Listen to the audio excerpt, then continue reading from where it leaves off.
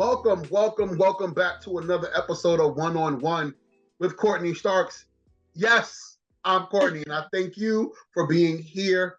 And this amazing individual who happens to be joining me today is actress and comedian Nicole Travolta. Thank you so much for being here.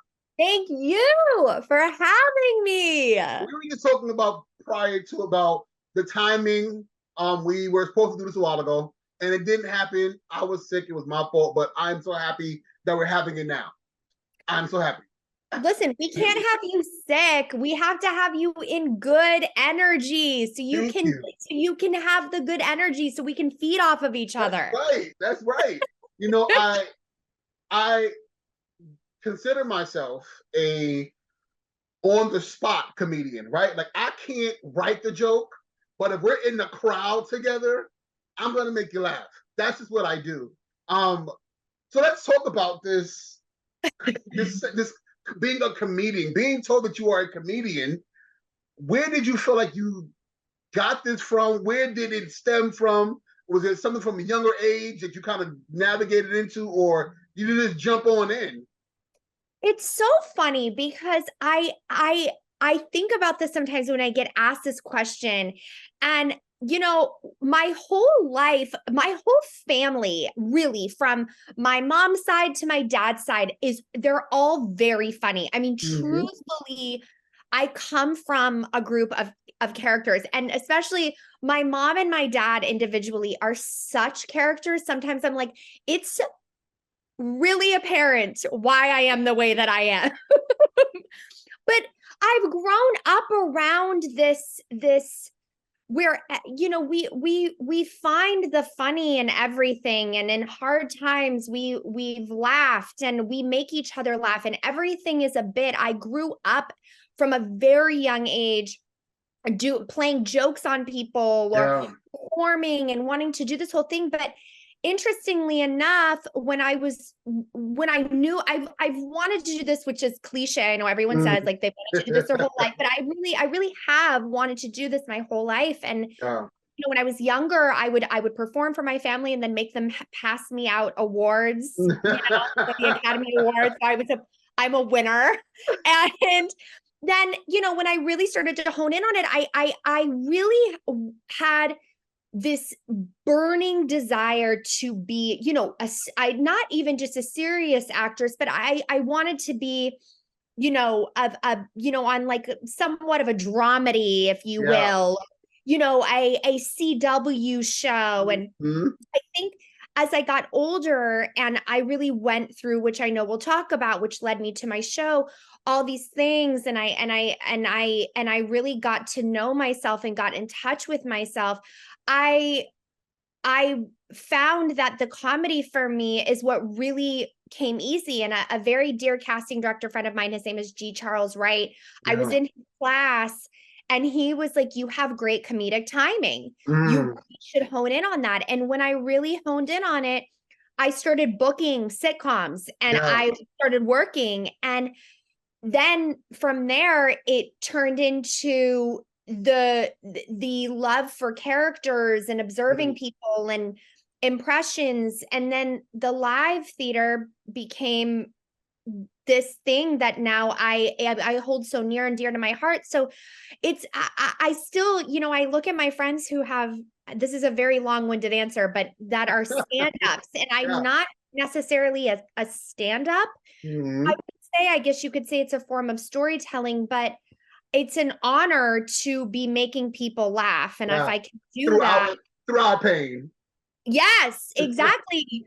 Through the pain. I mean, it's all trauma. I mean, it's all finding the funny in your trauma, which is so weird, but it is. I think that people don't understand that healing happens in different areas, right? And it doesn't necessarily have to be through therapy or this comedic thing that we're doing, to trying to find the funny and everything, is our form of healing through the trauma that we've gone through. You know what I mean? And I think you being able to access that is a gift, because not everybody can do that, right?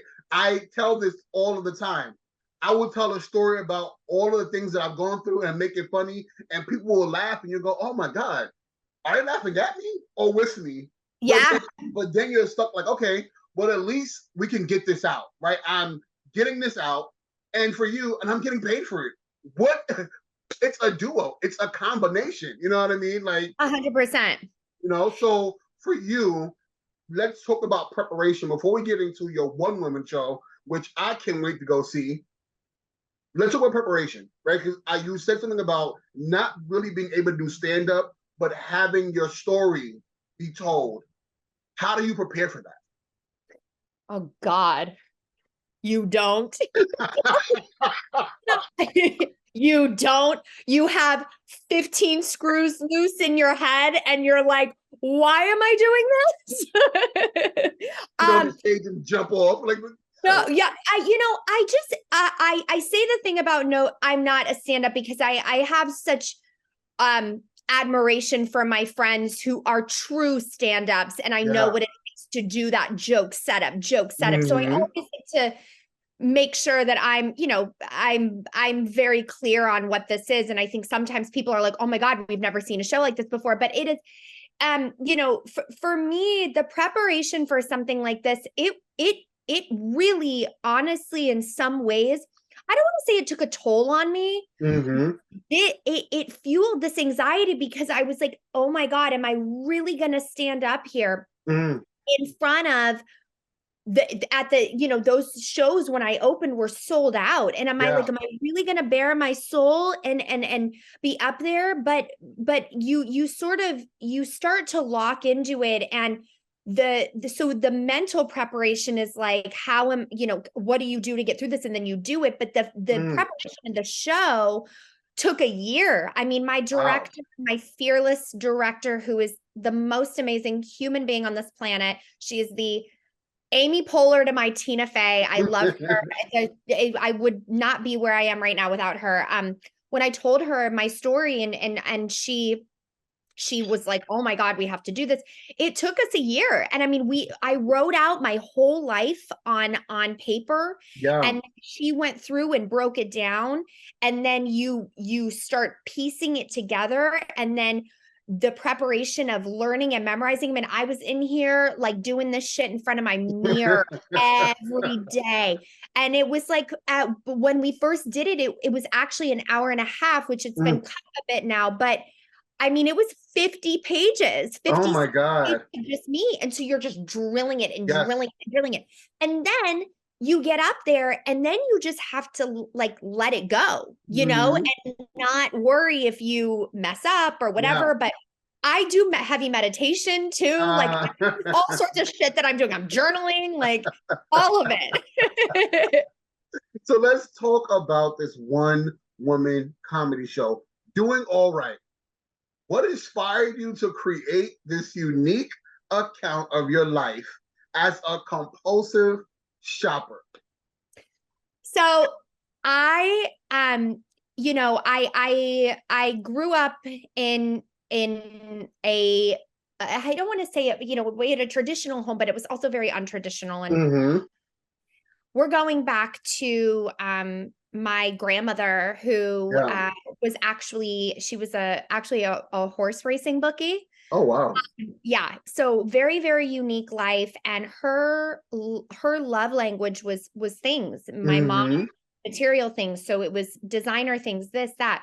Now, my mom, also, both of them, they obviously love us to death, but it was a lot of, I was not in the best situations. I never really had a lot of stability growing up, as far as my home and people leaving. And I discovered, as time went on, I had a lot of abandonment issues. And when I was old enough, I started basically implementing these same things, not feeling enough. Well, if I have this thing, then it will make me seem that I'm this, or if I buy this, it will make it appear as this. And I got myself into an obscene amount of trouble. I also was in a long relationship. We got married. We shouldn't have been getting married. We had an over-the-top wedding.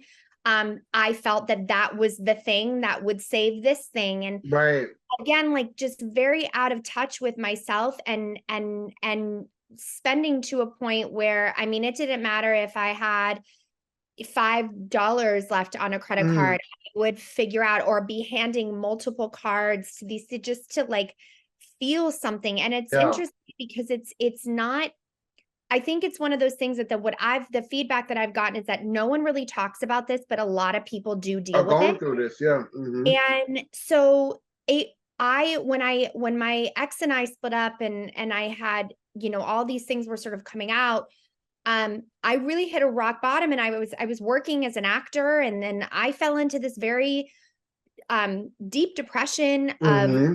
who am I? I'm now, 30 years old, and I thought I was married and I had this career that was trajecting like this, Yeah. and was moving, and then it wasn't. And I was having debt collectors knock on my door. I mean, it was really Wow. bad. And I had I actually went because, as you do when you are a compulsive shopper and completely out of touch with who you are in your life, I was going to a wedding and I was really at my lowest, and I went to my Mm-hmm. friend who owns a spray tanning salon, and I was in tears. I was like, I don't know what's going to happen to me. I'm freaking out. My door is being banged on every 5 minutes. My phone is going off every 3 minutes. I'm completely fucked. Mm. And she was like, do you need a job? And I was sort of like, well, no, I'm an actor. Of course Mm. I need, a job. Yeah. And then it got so bad that I took the job. Um, and not there, by the way, like there's everyone has jobs as Yeah. an actor. I think that, that should be known. And I was asked once, well, did you think it was beneath you? And absolutely not. It's just, Mm-hmm. I think when you feel that your life is like this, and then all of a Right. sudden back here, How do you it's rationalize that? Right. how do you rationalize it? What do you do? So I took the job as a spray tanner, Mm. and I ended up on this journey that was so insane. It's one of the, I mean, a lot of beauty industry jobs, but this one specifically Mm. was one of the most insane things. And the clients and the characters that I was meeting along this way, but it was Yeah. also the very thing that set me free and got me Mm-hmm. on my feet. It just, my whole life switched, and I started to find myself, and I really started to dig deeper, and I was standing on my own 2 feet Mm. because I got out of my own way. You know Right. what I mean? Right. So the show, when I was feeling like, okay, there's something here, there's something happening, I started writing it down, and I had this idea, Mm-hmm. and anyone that I told was like, you have to do this. This is insane. These Yeah. stories are insane. And that's how we came about. And Wow. we came up with Doing All Right. Actually, my director did, because I think that Doing All Right is, I'm still a work in progress, right? So yeah, Mm. today I feel like I'm doing all right. But we're always kind of doing all right. And if you can Mm-hmm. get to that place, I think, where you're like, I'm doing all right, then you can keep going, you Yes. know? No, I agree, right? When we start being honest with ourselves, right? And start having those, like you said, those conversations and start telling yourself the truth, right? You can't, the longer you lie to yourself, the deeper the thing gets, right? The more out of Totally. control it gets. So I definitely understand about putting on the mask and then realizing once they come off, like, who the hell is this person? Because that's Yes. Yes, and that's the thing too, Courtney, is that that's such a, I actually haven't even thought it about like that, but the lying is that mm, you're lying to, and I was just lying to myself, and I was digging mm, myself such an incredible hole and making excuses and lying, and yeah. living this thing of this image that I really believed in my Hmm. heart that this was going to be the thing that made people stay. Well, Yes. if I mean, I told myself such crazy things that, oh, well, if I go into this audition with this designer bag, they'll Hmm. think that I'm perfect for this because I have this. And it's just, and you create these habits, and Hmm. and I hurt people, Yes. this was no, my ex and I had our own set of problems, but I had deep rooted issues that were not dealt with, Yes. and they were unraveling at the seams. And Hmm. that's a lot of the reason why, for my part of it, that our marriage didn't work. Yeah. You Yeah. just, I didn't love myself at Mm-hmm. all. Yeah. Yeah. And it's like, how can I pour into someone when I'm empty, Yes, completely empty, you know? exactly. So the show definitely touches on themes of freeing yourself from debt and shame. So talk to us about some of the personal experiences or challenges you faced along this journey, and how has it shaped your perspective on life and on your relationship with money? Oh my gosh. Challenges from the journey that of being a compulsive shopper or Yeah, during the yeah. yeah. So, oh my God. I mean, the challenges along the way were endless. I mean, I had crippling anxiety all the time. I was hiding so much. I couldn't be honest with myself. I couldn't look at what I was doing. I couldn't Mm, look at what I had done. Um, I would be confronted about it, and I would lie. I mean, I would come up yeah. with anything just to make sure that like it was made to seem that this was not, no, it's my credit card, but it's not me. Like anything. Yeah. Um, I felt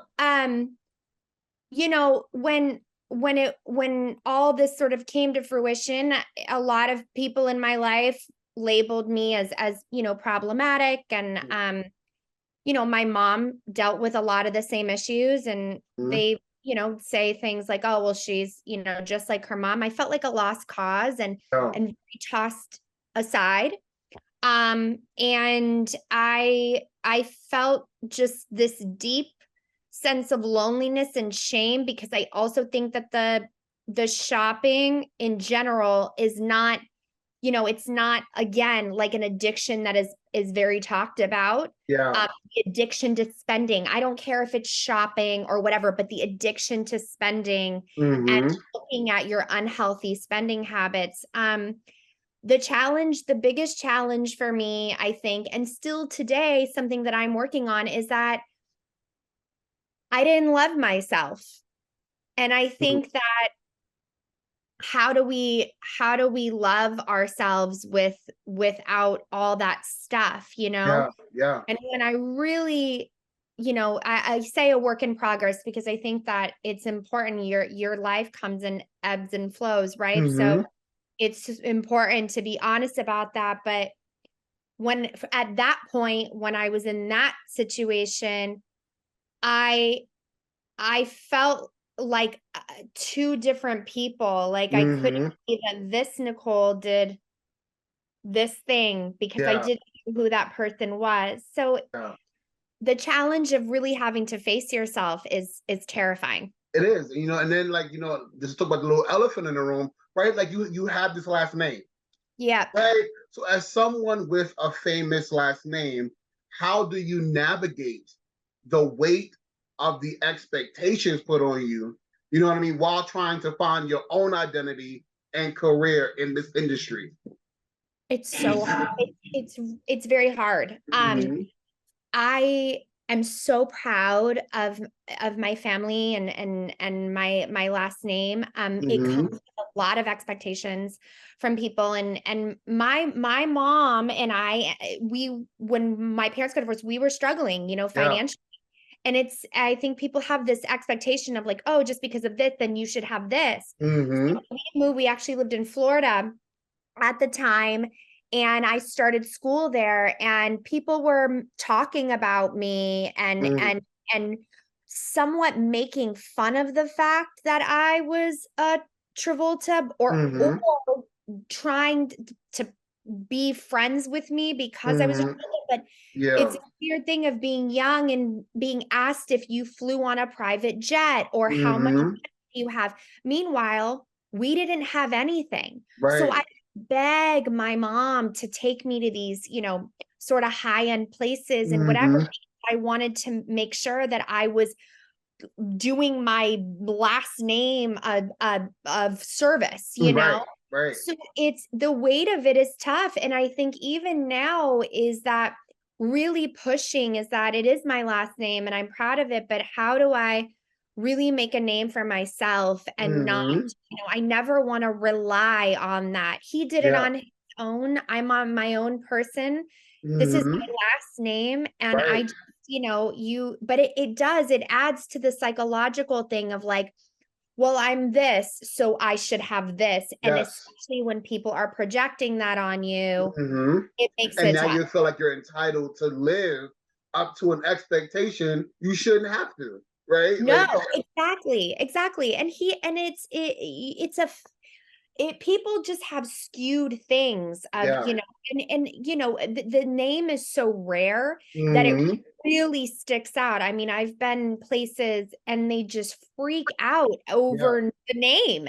You're Right. in line at a Starbucks and you're just like, so you're dealing with this layer of fame, but Hmm. you're not famous. Right. Right. Right. And I think that also too plays a role, right? We think about compulsive shopping and and kind of being put in these little expectations, but this is where it starts, right? This is where the building blocks of the mask that we place on ourselves begin, because Yeah. now we're trying to portray something for you. Meanwhile, you can't help me pay a bill. The last bill Yes, I checked, this yes. bank Like, or this mortgage is being paid by me, hell yeah, American Express is banging down my door and I'm trying to put on a show for you. Your show incorporates humor and impressions. And I love a good impression. So Me too. can you give us a glimpse into the kind of impressions you do and how they add to the comedic experience of the performance? I the show it's storytelling and then I weave in and out of these characters, especially when it comes to the tanning.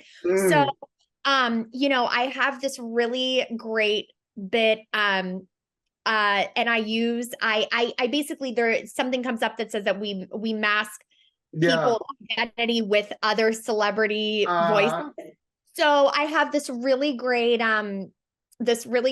tanning bit and I use Natasha Lyonne and mhm. she's like well everyone lies, you know what I mean?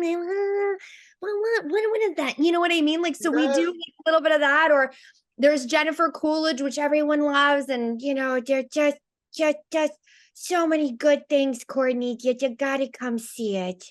You gotta come see it. But it weaves in and out like that. that so people get surprised because they think that I'm known for doing them. So we wanted to Hmm. add to that. And they just help move the story along. So people Mm, get really excited about that. And I think it just adds a layer to it where you're doing the storytelling, but then you're kind of reenacting these actual situations of being in these like at the exact moment. So I'll yes. literally switch from one person to another and just standing there, which is it's really fun and it's really challenging and it just keeps the story alive. You know, as I'm talking to you, I feel like I'm talking to a friend of mine, right? Like you have become my friend. And I think this is why your show has been sold out because you're relatable. I can hear you and see you, and now you do impressions, and I'm like, oh my God, I know someone like this. And that's what people come and come. You are amazing. And you've garnered press in LA and Vegas. So for you, how does it feel to receive such positive feedback about recognition for your work, and how has it influenced your career as a comedian? It I don't want to be cheesy, but it's truly brought me to my knees. Mm, Um, the kindness that people, including yourself, that people with open arms are interested in talking to me or talking mhm. about my story and giving me a platform. Um, I am so endlessly grateful at the feedback that people are telling me. I've gotten thank you notes Mm, about my show that it changed them and makes them feel less shame of things in their own life. And yeah. I know that, like, I don't know, sometimes I'm like, oh, I know it, is it the cool, like, I know it's not the cool thing to be so emotional and cut, like, but Yes.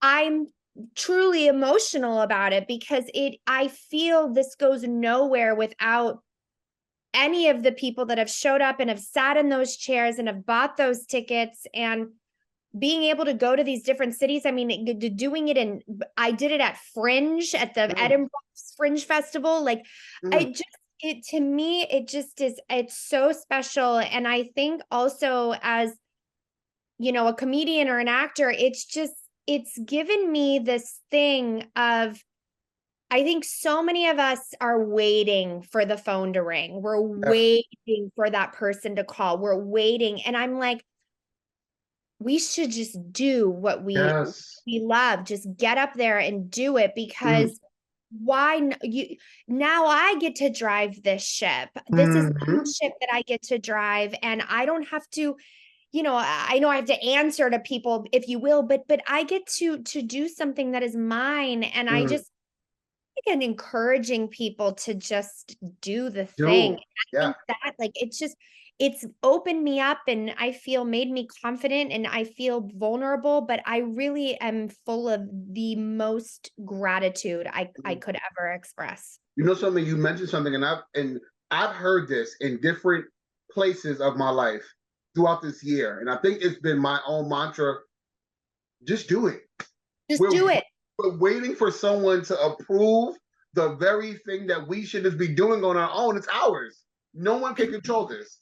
Totally. And I think that that's the thing too, is that we spend so much time, and myself included, waiting on, oh my God, if I just had this big agent, or, oh my God, if this manager, or, oh my God, if this producer just would come. But what if you get up, you tell your story, you put yourself out there, and in whatever that might be for someone, that might not be getting up and doing a one-woman show, that might be doing a podcast, that might be doing whatever, but it's so important, I think, now, today, in this business, to be doing things on your own, because it is so different than what it used to be when I was working on a lot, like on TV, that things can change. And if you're not doing the thing, stuck in this vicious cycle of when are they going to call me? I'm not getting any auditions. And now I feel a puppet on a string. Yes. I feel empowered by it. I think that's the best way to put it, is I feel alive in comedy. I feel alive. I told you earlier, I need to go see a show. So we need to figure out what's your dates this year, because I have to come. Even when it's coming and just to have some coffee or lunch, I need to come and see you, because I would be regressed to go throughout the year and not see you. So this year I know it's booked. What are your goals in 2024? 2024 is New York. Yes. I knew it. I just knew it. Is New York. So we tentatively, and I will, are you in New York? Yes. Okay. Yes. I will let you know the details, but February is what it's looking like, babe. Down in my calendar, because you better. So I love to ask this question, because I think it varies depending on where you are in your life. You've gone through a lot, and I feel like people may not always know, because we make light of a certain thing, but it's heavy situations, and I'm honored that you were able to talk to me about them, and you shared with so many people. The conversation between old Nicole and the Nicole that is doing all right now, what would that even look like if you were able to have that conversation with your old self?